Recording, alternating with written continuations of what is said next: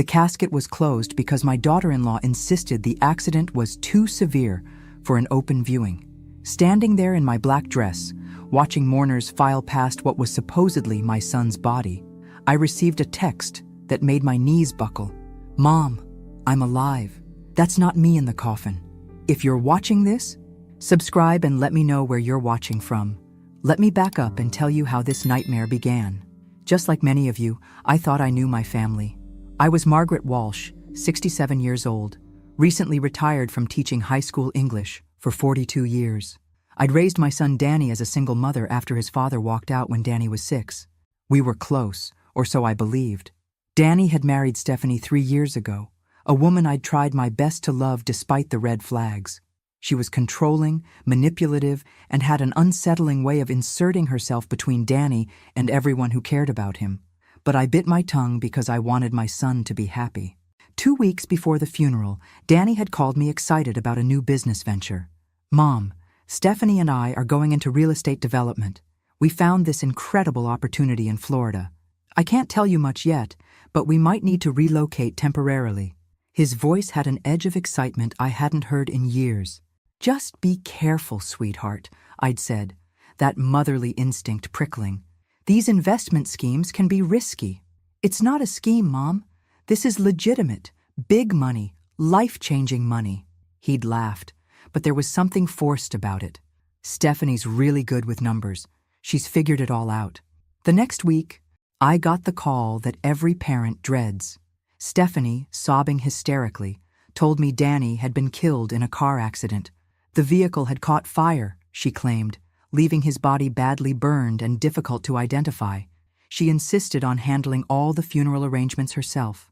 "I can't bear for you to see him like that," she'd wailed into the phone. "Please, Margaret, let me protect you from this horror." Something about her performance felt rehearsed, but grief makes you question your own instincts. I'd buried my husband 20 years earlier. I knew how shock could make people behave strangely. So I'd agreed to the closed casket, against every fiber of my being.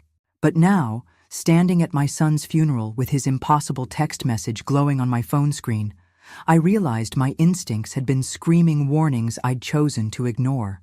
The woman weeping dramatically beside me wasn't a grieving widow. She was an actress putting on the performance of her life. And apparently, my son was very much alive. I slipped out of the funeral parlor, my hands shaking as I typed back, "Where are you? What's happening?" The response came immediately. "Can't explain now. They're watching. Meet me at the old Miller farm tomorrow, 3 p.m. Come alone. Don't trust Stephanie."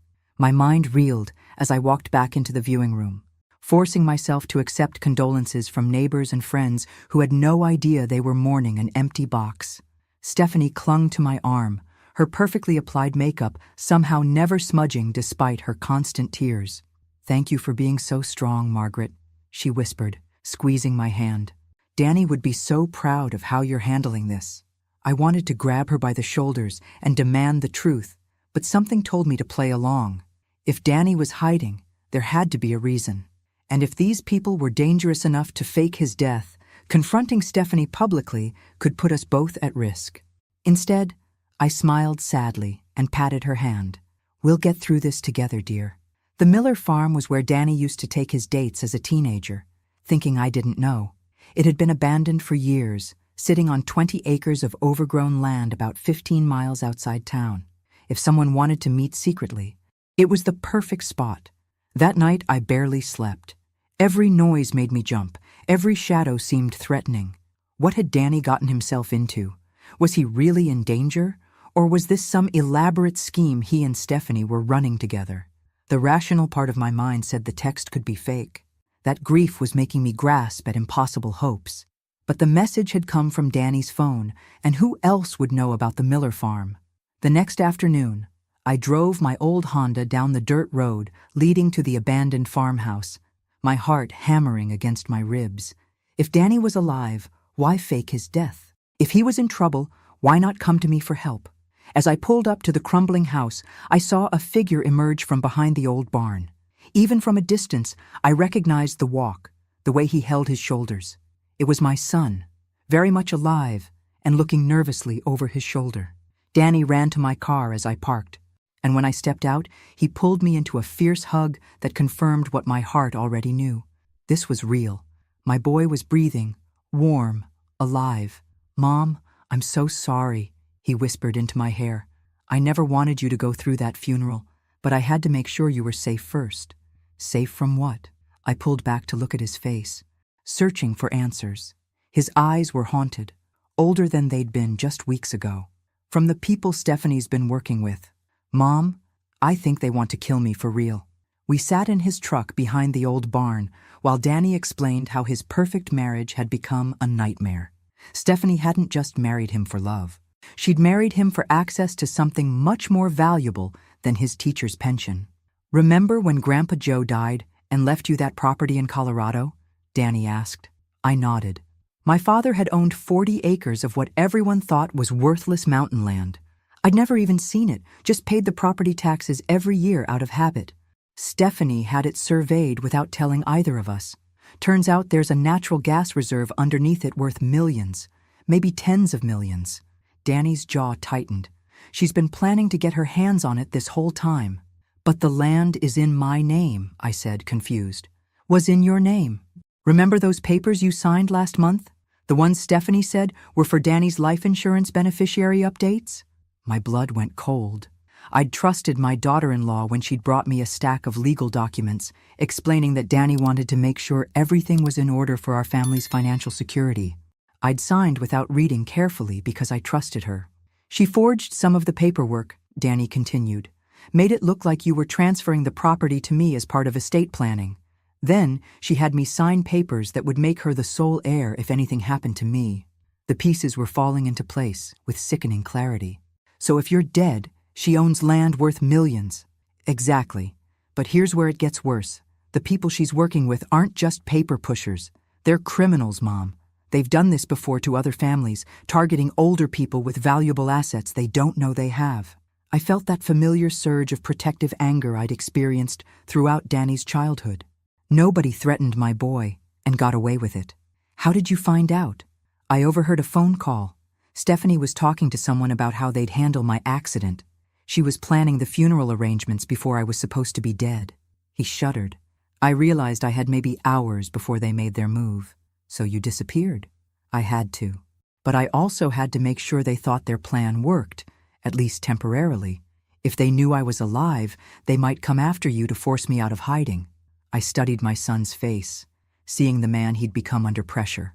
"Whose body is in that casket, Danny?" "Nobody's. It's weighted with sandbags. I figured if I could buy enough time, maybe I could find evidence to stop them."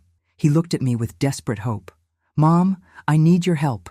These people are serious, and I can't fight them alone. For 40 years, I'd protected this boy from scraped knees, broken hearts, and teenage mistakes. Now he needed me to help him survive something far more dangerous. The teacher in me wanted to march him straight to the police, but the mother in me recognized the fear in his eyes was real. "What do you need me to do?" Danny's relief was palpable. "First, we need to get you somewhere safe. Then we need to figure out how to expose what Stephanie's really doing before she realizes I'm not actually dead." As if summoned by his words, my phone buzzed with a text from Stephanie. "Margaret, can you come over tonight? There are some of Danny's business papers I need to go over with you." The trap was already closing, but now we knew it was coming. I agreed to meet Stephanie that evening, playing the role of grieving mother-in-law while my very much alive son hid in the abandoned farmhouse. The plan was simple: get evidence of her scheme while she still believed I was an easy target. Stephanie and Danny lived in a modest 2-story house that I'd helped them buy with a down payment gift 2 years ago. Another investment in my son's happiness that had apparently been part of a longer con. "Thank you for coming," Stephanie said, greeting me at the door with red-rimmed eyes and a trembling voice. Oscar-worthy performance, truly. She led me to the kitchen table where she'd spread out various documents. "I know this is difficult, but we need to start thinking about Danny's estate. There are some assets that need to be transferred, and I wanted to make sure you understood everything." I put on my reading glasses and examined the papers, recognizing some from the stack I'd signed the month before.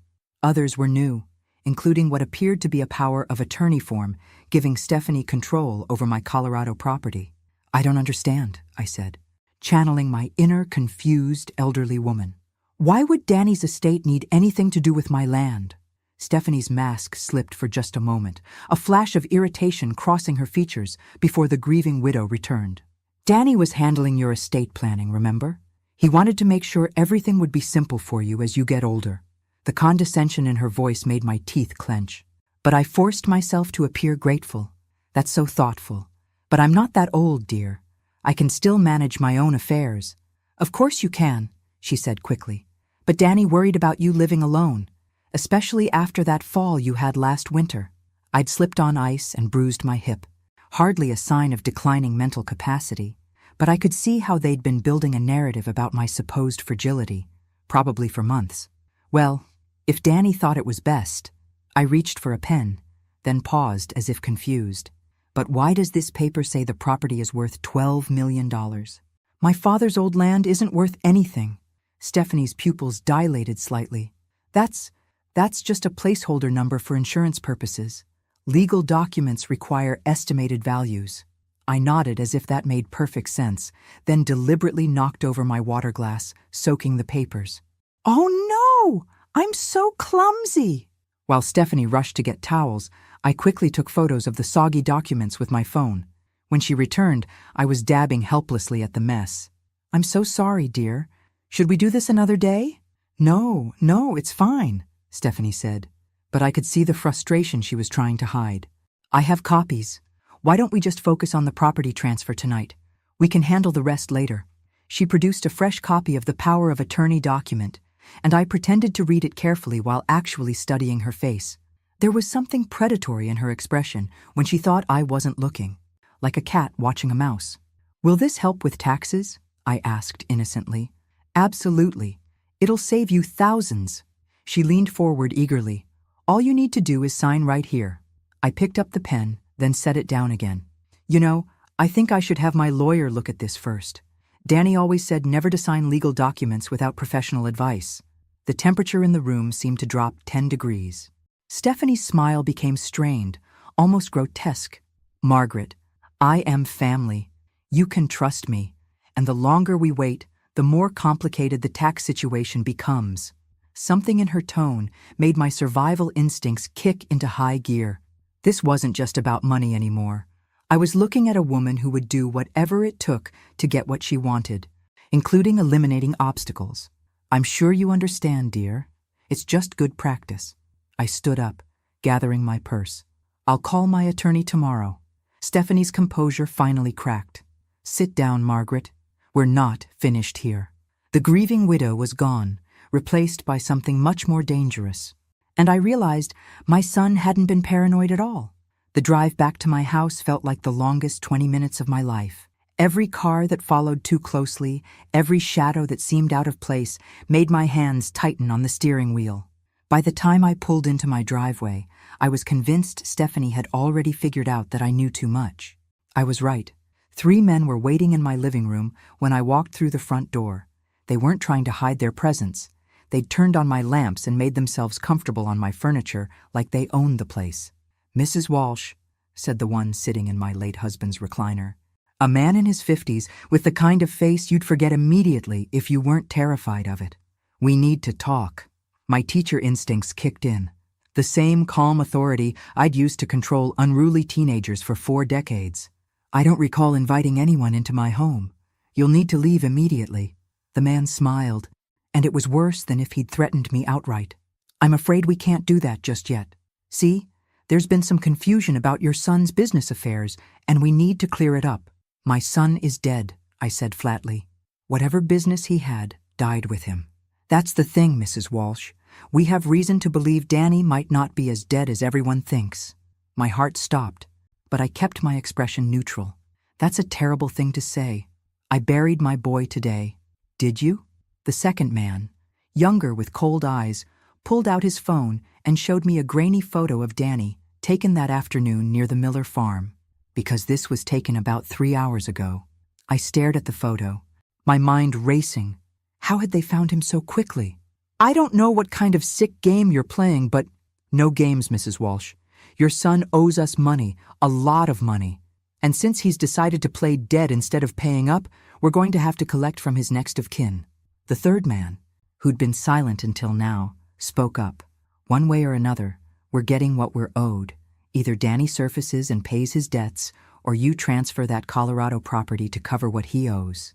They knew about the land, which meant Stephanie had already told them everything, probably before Danny's supposed death. This whole elaborate scheme was falling apart, and they were moving to Plan B. How much money are we talking about? I asked, playing for time while trying to figure out how to warn Danny. 2.5 million, plus interest. Your boy made some very poor investment choices with our money. The number hit me like a punch to the stomach. Even if the land was worth what they claimed, there was no way I could liquidate it quickly enough to save Danny's life. I don't have that kind of money, I said honestly. But you have land worth 10 times that amount. Sign it over to us, and your son's debt is forgiven.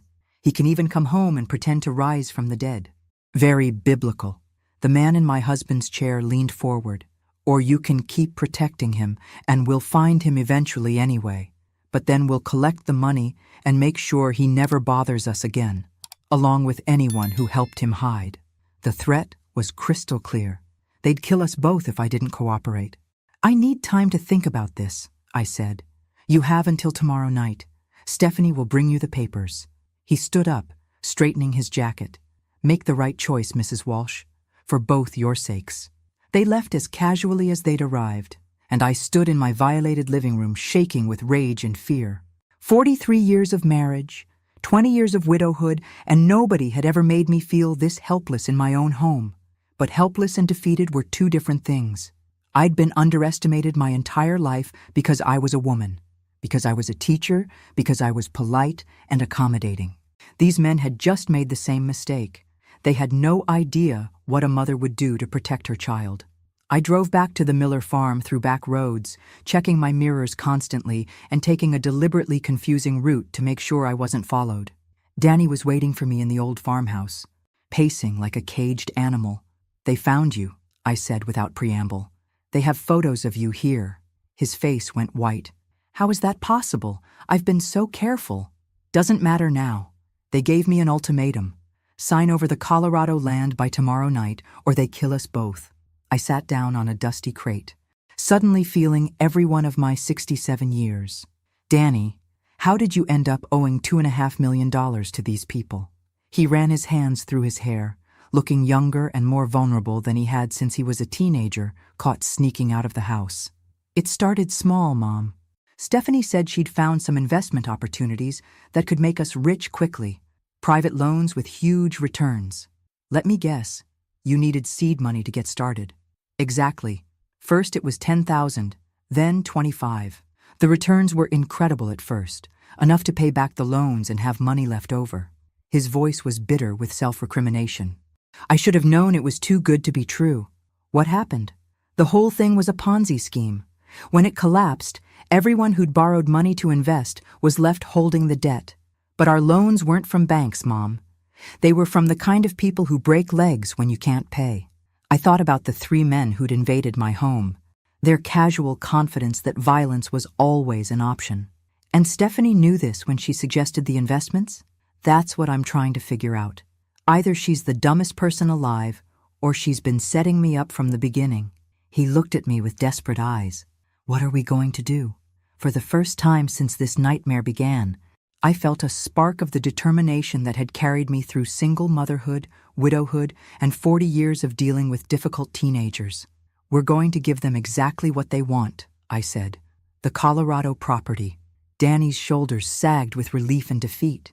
Mom, I can't let you sacrifice everything for my mistakes. Who said anything about sacrifice?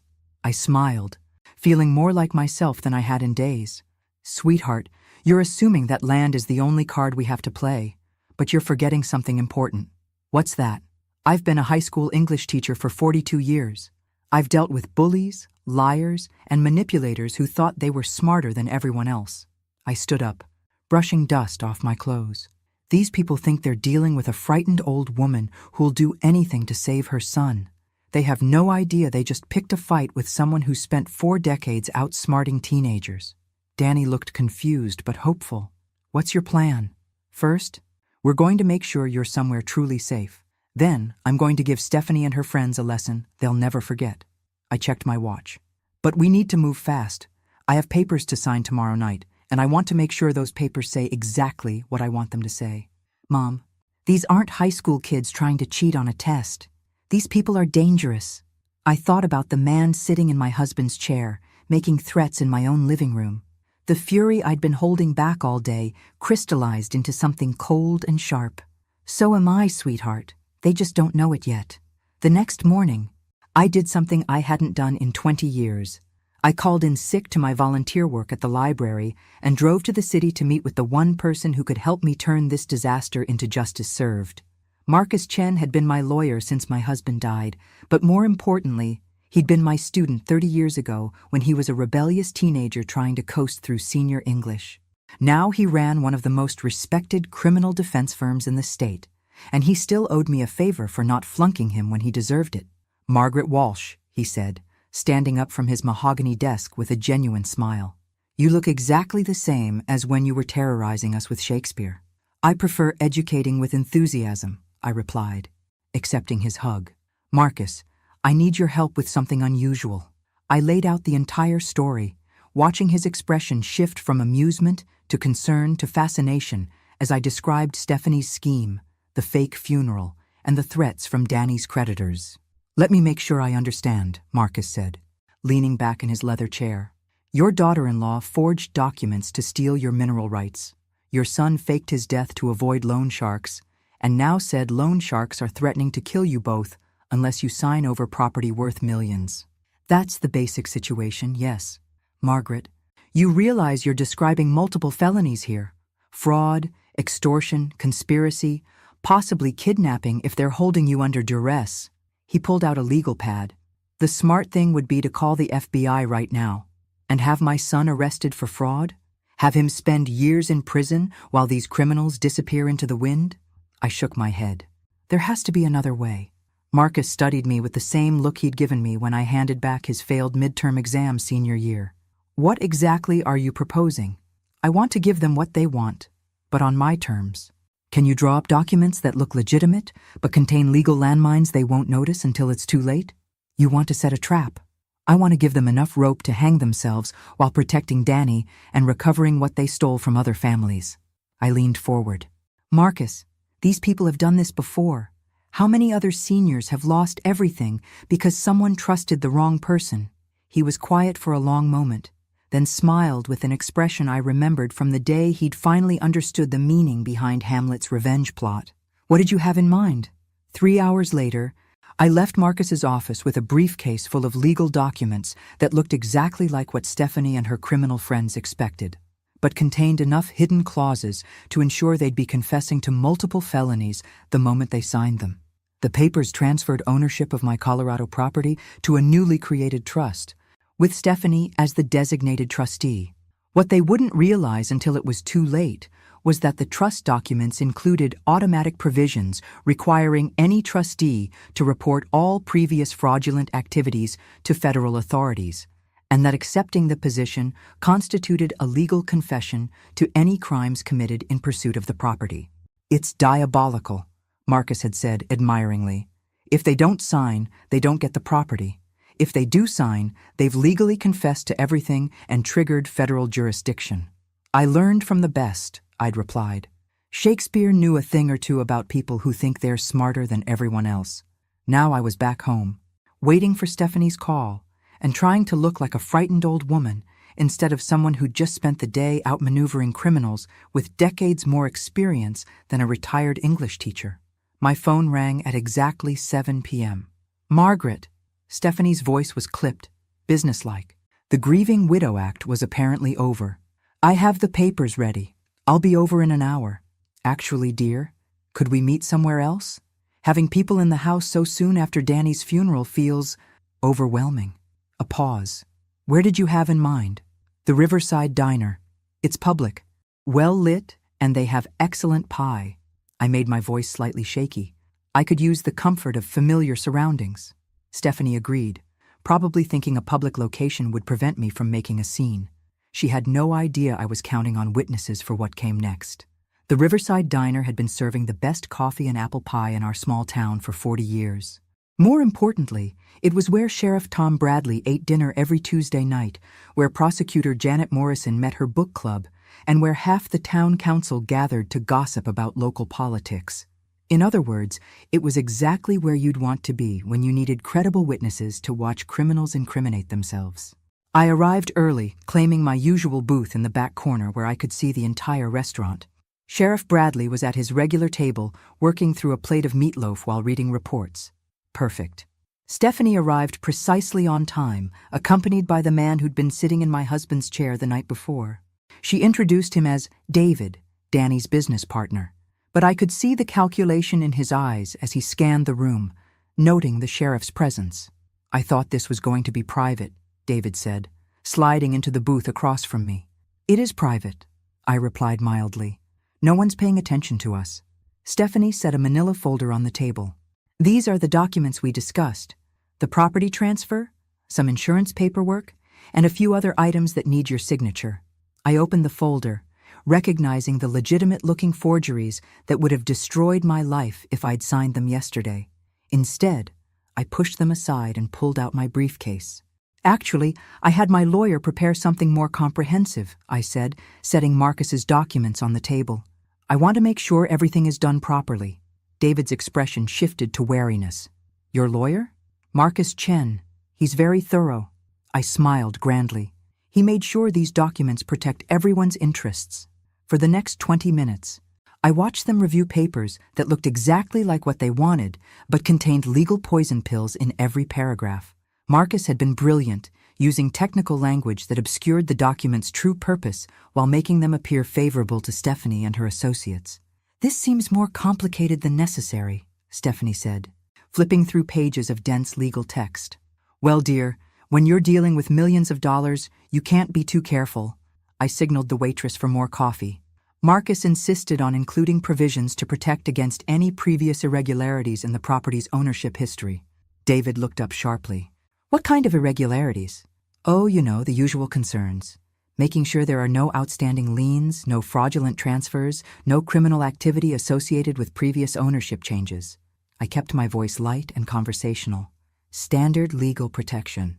What I wasn't telling them was that by signing these documents, they'd be legally acknowledging that they were aware of previous criminal activity and accepting responsibility for reporting it to federal authorities. Marcus had woven the confession requirements so cleverly into the property transfer language that they'd essentially be pleading guilty to multiple felonies. "I think we should have our lawyer review this first," David said, starting to close the folder. "Of course," I agreed easily. Though I should mention, Marcus said the property tax implications changed significantly after midnight tonight. Something about quarterly reporting requirements and federal oversight of high-value mineral rights transfers. It was complete nonsense, but it sounded official enough to create urgency. Stephanie and David exchanged glances. "What exactly happens after midnight?" Stephanie asked.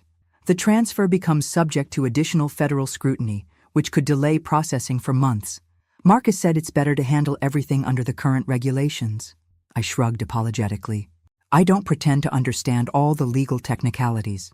David pulled out his phone, presumably to call their lawyer, but it was after 8 p.m. on a Tuesday. No legitimate attorney would be available for an emergency consultation about property transfers. "Fine," he said finally, "but I want to review every page before anyone signs anything." For the next 40 minutes, I sat patiently while they read through documents that would destroy them, answering their questions with carefully rehearsed explanations that made the trap sound like standard legal protection. When they finally signed, I felt the same satisfaction I'd experienced watching difficult students finally grasp a complex literary concept. They had no idea they'd just confessed to everything. The moment Stephanie and David finished signing the documents, I excused myself to use the restroom, taking my briefcase with me. Instead of going to the ladies' room, I walked straight to Sheriff Bradley's table. "Tom," I said quietly, sitting down across from him, "I need to report multiple felonies, and I have written confessions from the perpetrators." To his credit, Sheriff Bradley set down his fork and gave me his full attention without questioning why Margaret Walsh, retired English teacher and pillar of the community, was suddenly talking about criminal confessions. I quickly explained the situation while keeping one eye on Stephanie and David, who were still sitting in the booth, probably planning how to spend their millions. Tom's expression grew darker with each detail. Margaret, these people threatened to kill you and your son? They made their intentions very clear. I opened my briefcase and showed him the documents. My lawyer designed these papers so that by signing them, they've legally acknowledged their criminal activities and agreed to cooperate with federal authorities. Tom examined the papers, his 20 years of police experience evident in how quickly he grasped the legal implications. This is incredibly clever. And completely legal. Completely. Marcus made sure of that. I glanced toward the booth where Stephanie was checking her watch impatiently. Tom, there's something else. My son isn't actually dead. That got his attention. Come again? Danny faked his death to protect himself from these people. He's been hiding, but they found him anyway. I pulled out my phone and showed him the photos I'd taken of the forged documents in Stephanie's kitchen. I have evidence of the fraud, extortion, and conspiracy, and now I have their signed confessions. Sheriff Bradley was quiet for a moment, then smiled with genuine admiration. Margaret, in 30 years of police work, I've never seen a civilian conduct a more thorough criminal investigation. He stood up, straightening his uniform. Let me go have a conversation with your dinner companions. Wait, I put a hand on his arm. There's something else you should know. They have partners. Other people involved in this scheme. If you arrest Stephanie and David now, the others might disappear. What are you suggesting? Give me 5 more minutes with them. Let me confirm the meeting location where they're supposed to deliver the signed documents to their bosses. I smiled. Then you can arrest everyone at once. Tom studied my face, probably wondering when the mild-mannered English teacher had turned into a master strategist. 5 minutes. But Margaret, if this goes sideways, it won't. I've been handling difficult people for 42 years. These criminals are just better dressed than my former students. I walked back to the booth where Stephanie and David were growing increasingly impatient. Sorry for the delay, I said, sliding back into my seat. Where do we go from here? David relaxed slightly. We need to get these documents to our legal team tonight for final processing. There's a warehouse on Industrial Boulevard where we're meeting them. Tonight? The sooner we complete the transfer, the sooner we can all move forward, Stephanie said. It's been such a difficult time. I nodded sympathetically while mentally noting the location. Industrial Boulevard was perfect for a police raid, isolated enough that civilians wouldn't be at risk when the arrests went down. I suppose you'll need me there to verify my identity for the transfer? Actually, no, David said quickly. Your signature on these documents is all we need. You can go home and try to get some rest. Of course they didn't want me at the meeting.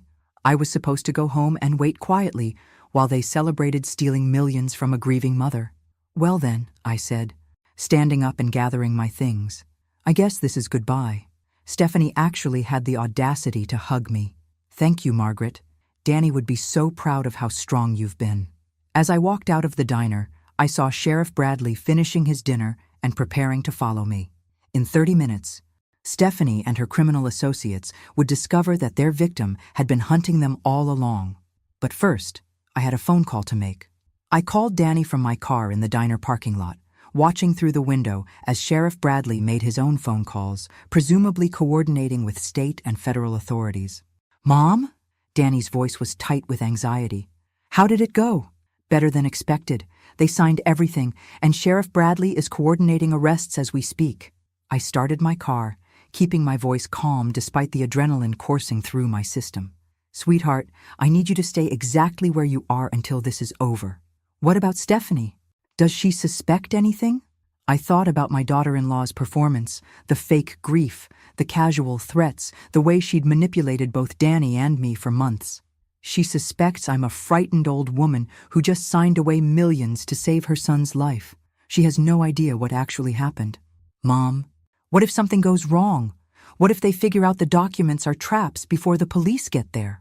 It was a legitimate concern. Marcus's legal landmines were sophisticated, but they weren't foolproof. If Stephanie and David had a lawyer review the documents before meeting with their partners, they might realize they'd been outmaneuvered. Then we'll deal with that problem when it happens, I said firmly. Danny, I need you to understand something. What happened to you, what these people tried to do to our family, it's not your fault. Stephanie targeted you specifically because you're decent and trusting. I should have been smarter. I should have seen through her.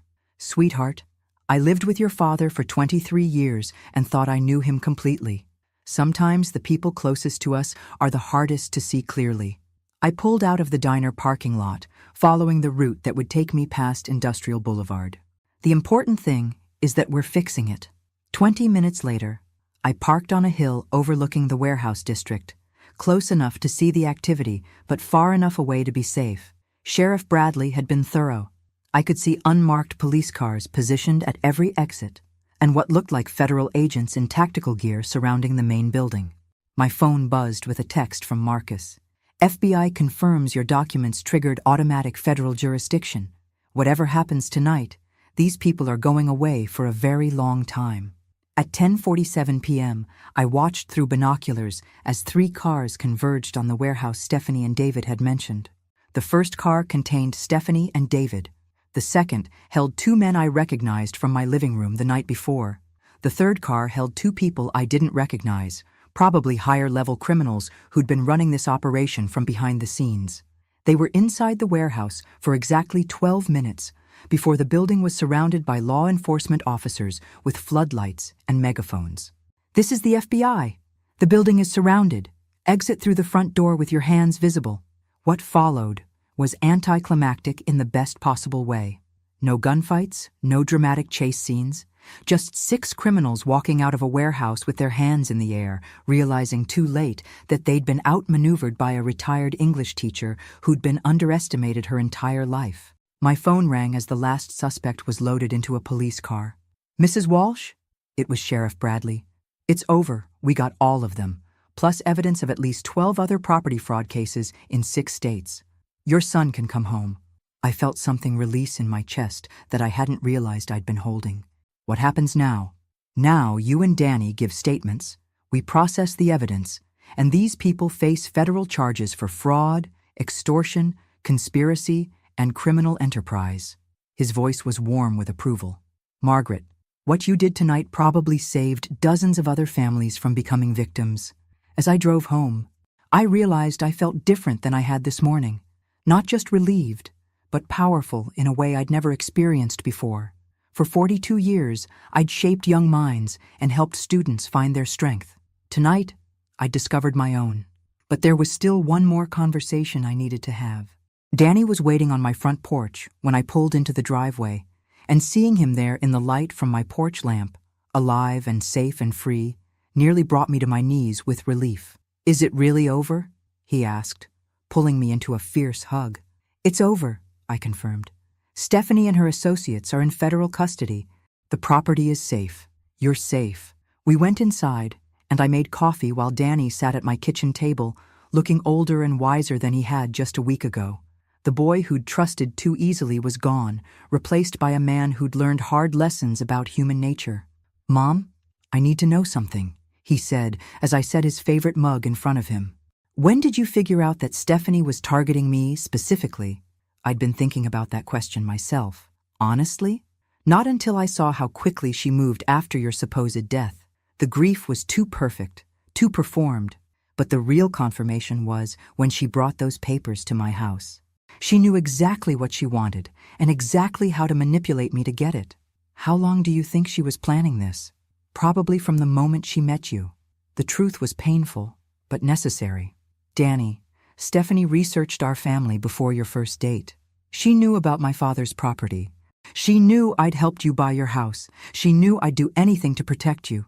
He was quiet for a long time, processing the betrayal. "So our entire marriage was fake. Her feelings were fake. Yours were real. That matters. Does it?" I feel like such a fool. I reached across the table and took his hand. "Sweetheart, you fell in love with the person she pretended to be. That person was kind, supportive, and made you happy. The fact that it was an act doesn't diminish the genuine emotions you felt. What am I supposed to do now? How do I trust anyone again?" It was the question every parent dreads. The moment when you realize your child's innocence is truly gone. But it was also an opportunity to help him find strength he didn't know he had. "You learn to trust yourself first," I said. "You learn to recognize red flags, to ask questions, to verify things that seem too good to be true. But you don't let fear keep you from connecting with people who deserve your trust." Danny smiled for the first time since this nightmare began. Like my mom, who turned out to be a criminal mastermind when I needed her to be. I prefer strategically gifted, I replied, echoing my conversation with Marcus. And I learned from watching you, actually. The way you protected me by disappearing. The courage it took to fake your death when you realized how dangerous these people were. You're braver than you think. What happens now? I looked around my kitchen, my house, my life that had been threatened and was now secure. Now you move back home, we figure out what to do with mineral rights worth millions, and I go back to volunteering at the library. Except maybe I'll also help the FBI's Financial Crimes Unit identify seniors who might be vulnerable to these kinds of schemes. You want to keep fighting criminals? I want to keep protecting people who can't protect themselves. Turns out I'm good at it. 3 weeks later, I received a letter from the federal prosecutor handling Stephanie's case. She and her associates had been charged with 23 felonies across 6 states, with evidence linking them to property fraud schemes targeting elderly victims nationwide. The FBI had recovered over $40 million in stolen assets. My testimony, combined with the ingenious confession documents Marcus had designed, formed the backbone of a case that would likely send these people to prison for decades. But the real victory was simpler than justice or money. It was Danny, healthy and whole, learning to trust again while building a life based on genuine relationships instead of manipulation.